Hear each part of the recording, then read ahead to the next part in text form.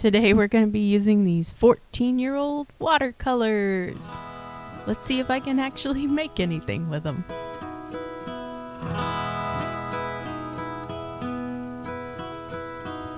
Hello and welcome to Olivia Fox Creates. I'm Olivia Fox, and on this channel I'm going to create some things. Thanks for joining me. I would like to take a moment to invite you to leave a comment, subscribe, and hit that little notification bell. In this piece, I am drawing, or painting, rather, I've already drawn it, painting what I call a summer elf witch. I don't really know where this concept came from, except that I just wanted to combine some things that I really liked. Now, let me emphasize that I don't like summer, and I don't like being hot. But I enjoy working in warm colors. And summery, the summery feel is warm colors. So, she has a warm color palette. And then she is a witch as well as an elf, because I love elves. I love elves a lot. I have characters that are elves, because elves are awesome. And I like pointy ears. I like strange ears, pointy ears. Love them. Love them, love them, love them. I also really like the witch aesthetic. I like stars, moons, the whole leaves in your hair, pointy hat, all the above. All of the above. I like all that stuff. I've also added space to this because I really enjoy space patterns, space themes, the moons and stars add to it, as well as cats. I love cats, and these here are magical floating cats, and they're sparkly. You won't see the sparkly till later, but they're sparkly floating witch cats, because a witch has got to have her familiars, right? So for the watercolors, the P.H. Martin concentrated watercolor. Now, my old professor used to call them watercolor inks. And I don't know if that's actually the same thing or not. But, these are the ones we used in class. So I remember not knowing how to use them, not being able to figure out how to use them. And my painting came out so neon and so vibrant that everybody was just like, whoa.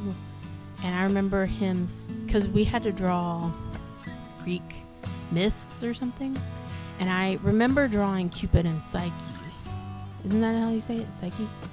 Anyway, if I said it wrong, oh well. You can correct me in the comments.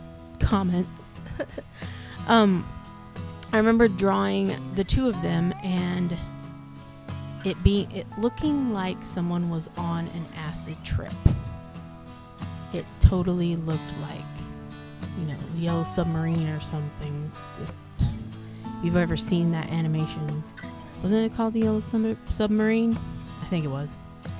Anyway, here in this painting, I still have, very vibrant, very bright colors. It takes a lot of diluting to get these colors to be really light. As you see, you may not have noticed, but when I put down the blonde hair at first, it was a very light, pale blonde, which was good because that means I finally got it diluted to where it needed to be kind of pastel-y. But that pastel is not what I was going for in this piece, so I changed it. Oh, but here's where I'm doing the space part, which is actually it was my favorite part to do. I think textures are actually going to be the most fun to do with watercolor, because you can run them all together. You can keep adding on the watercolor paper, and just, you can use the colors running together to give you the effect that you want. And then, like, I'm lifting out the parts of where I want, like, the stars to be. That was a lot of fun. And then, going over it and over it until I get that spacey effect. Yeah. Oh, I just like watching that part. Anyway,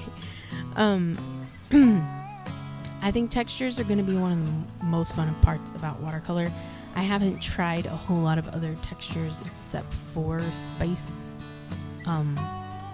But I really want to get into that. I think that I'm going to do some maybe sketch with me or learn with me videos, maybe, because I'm learning too, and I'm just showing you, like, or I want to show people how they can learn how to do this stuff by just picking it up and seeing how the medium works and trying to get what you picture in your head with that medium, even if it might take like several times. I mean, everything about art is practicing, and it's trial and error. It's making mistakes. You want to make mistakes, because if you're not making mistakes, like, I mean, there's no way you're not making mistakes, especially if it's a new medium to you. As you can see in several little clips here in this video, I'm making mistakes and I'm blotting it out, and I'm lifting out color, and just I'm just like, wow. And it's not that I haven't ever used watercolor before. I have. These are so pigmented that it's hard to get it right. And I always mess up on the face.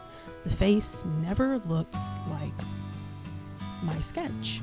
And I've gotta work on that. Maybe I'll do a series of just portraits for a while or something. And then, in watercolor, and try to kind of fix my face deal. Though I like her face better towards the end, because I do some painting over and lifting out. I added the blue here, and the blue here in her eyes and on her shirt, her little tank, or cropped off tank, or whatever it is actually a mixture of gouache and this concentrated watercolor, because I kind of painted over the white of the shirt a little bit with the space pattern, and I was like, oh no, like that the red and the brown is definitely going to show through on a blue, like on a blue watercolor. Yeah, that's definitely going to show through. So I was like, you know what, I got this cheap gouache that I just bought the other day, and I will just make that blue. So I did. Ooh, and now I'm using a white ink. This is white ink to put the stars in, which is actually one of my favorite parts to do. It makes everything look so finished. Yeah, make that space. And now I'm using, I forgot I used the metallic gold. I have this ink that is also shiny gold, and I wanted to give her little things in the background, but I didn't want it to take away from her too much. So I didn't outline them or anything. I just left them like with the shine. But yeah, so that's my summer elf witch. If you want to comment below with a name for her, maybe that would be cool. Don't forget, subscribe if you want to keep seeing more videos. Check out my other video, and we'll talk to you next time. Thanks.